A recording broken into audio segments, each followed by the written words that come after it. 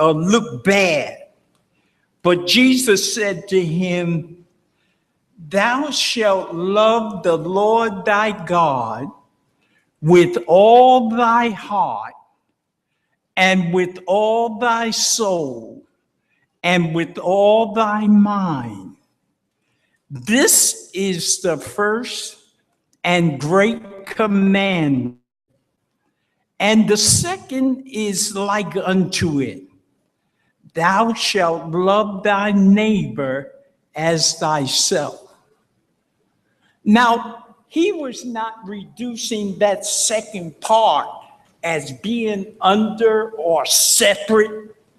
They both go together.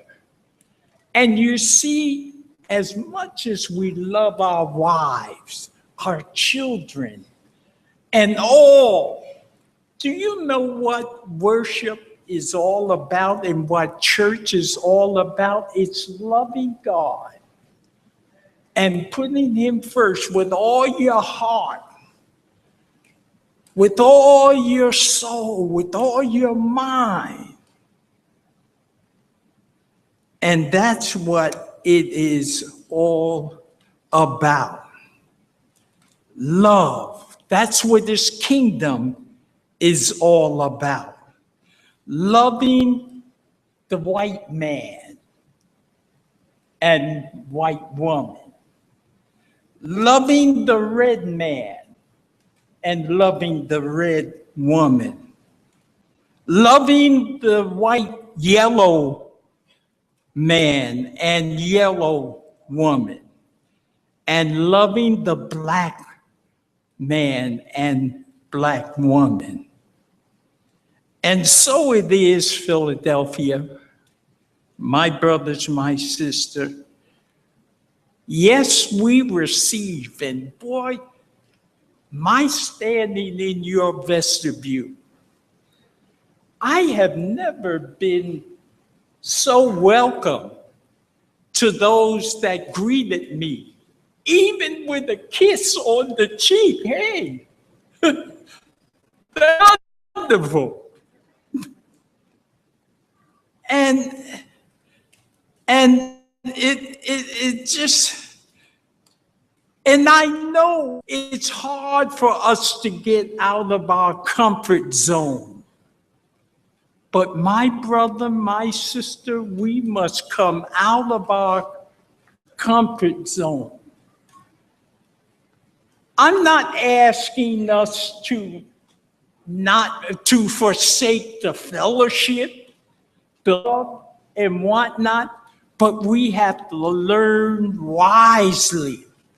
This God can read your motives, your intentions, your thoughts, and know all about you. And everybody that's excluded from this kingdom will kneel and say, your judgment is right, because they will see their actions and opportunities that they have had and will agree with God, I deserve death. And I don't want to be in that number. And so, as I begin to close and read 1 Timothy 4:16, here's what 4:15, excuse me.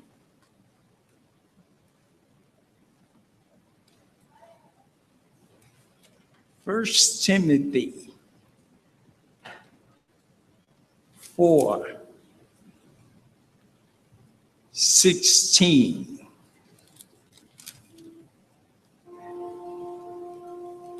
Take heed unto thyself and unto the doctrine.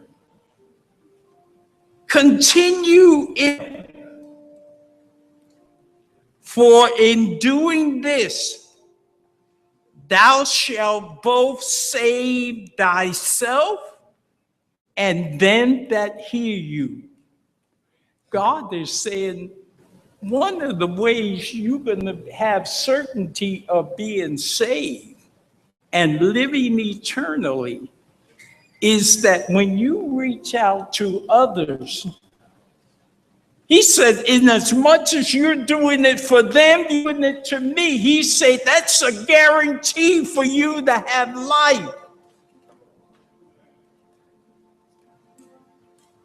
So, as close this message,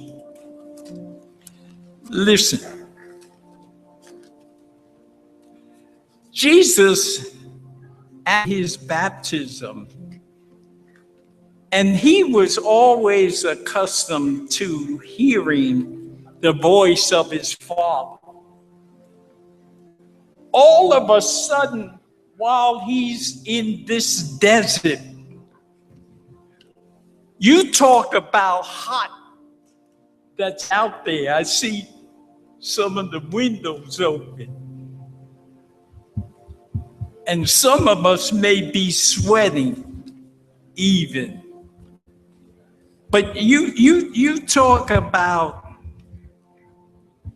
being hot.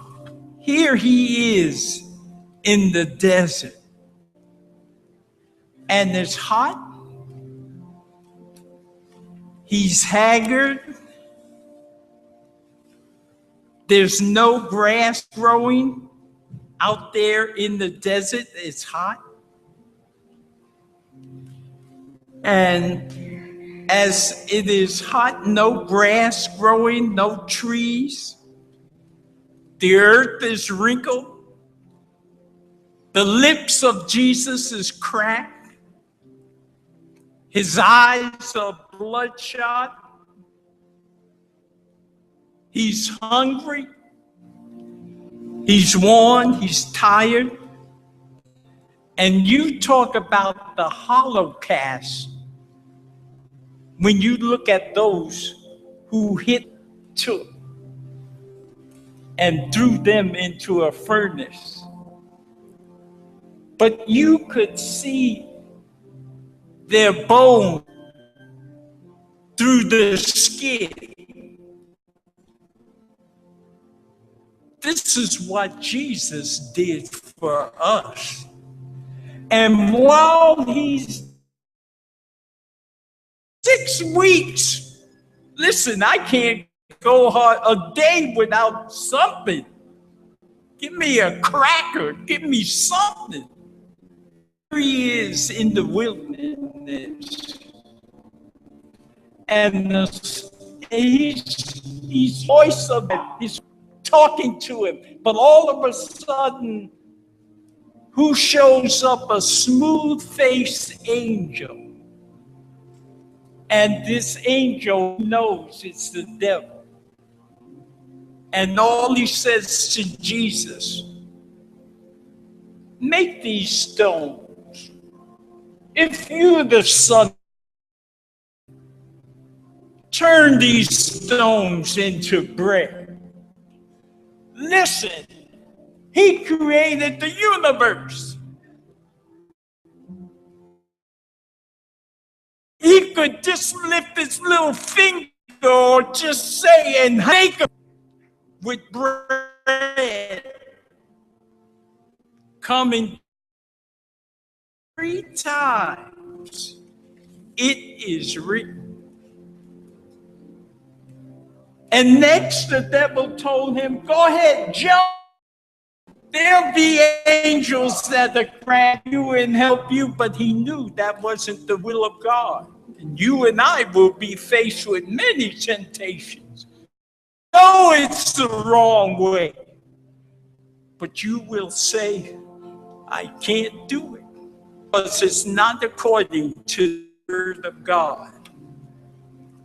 And then he asked for what he really wanted. He just said, bow down to me. How many of us know what is right, but we stand there and don't say a word? Don't even act. And so as we hear the blood of Jesus shed for us, sinful beings. I have the privilege, and you don't know, coming here to present the word, supposedly a retired minister. You're good people. You know how awesome that is to stand before God's people and speak to them. And that's why I say, God, let the words of my mouth be your thoughts, because this is about me.